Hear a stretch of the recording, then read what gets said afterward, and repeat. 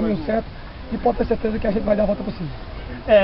Sobre a atuação do Neto Tobalo, o que foi que você achou hoje? Ele que foi um dos grandes responsáveis, na opinião do da Talismã, de ter dado essa mudança no jogo hoje. O Neto hoje até me surpreendeu, né? Porque às vezes as pessoas falam, mas não entendem, a gente está aqui no dia a dia. Se as pessoas pensam que acompanham o nosso treino no dia a dia, e a gente ia ver que a gente escala pelo que faz no treino, né? No treino o Bala não vinha apresentando esse futebol que apresentou hoje no jogo, mas hoje ele entrou bem, não entrou como nos outros jogos, fez uma mudança geral, movimentação, chegou na área, naquela altura fez um gol de cabeça, depois fez uma movimentação muito bonita, saiu na cara do gol, faltou só um pouquinho mais de tranquilidade para ele pudesse sair mais coreado por 100%. Mas isso faz parte do futebol, se não tiver erro, né? Não é futebol, e eu tenho certeza que com os trabalhos, a gente tem que trabalhar muito, as coisas vão mudando.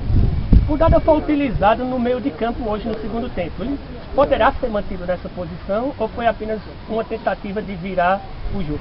Olha, eu gostei muito, né, de Dada no meio do campo. Uma movimentação muito boa de um lado do outro, os volantes dele correram muito atrás dele.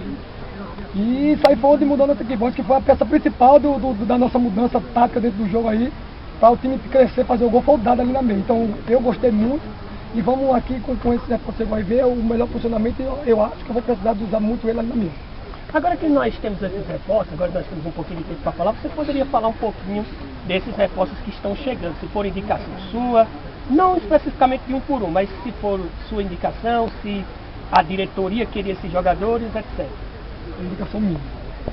São jogadores que, se você pegar o currículo de cada um deles, jogadores que jogaram em equipe grandes, equipe que disputa título até de campeonato brasileiro, né?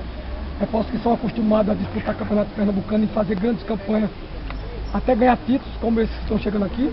Por isso que a gente precisa trazer jogador nesses valores, porque você traz um jogador no valor desse, pode até que não dê certo, acontece, mas você trouxe o par. Como eu dou um exemplo assim muito grande, o São Paulo foi lá no Santos e buscou o Ganso.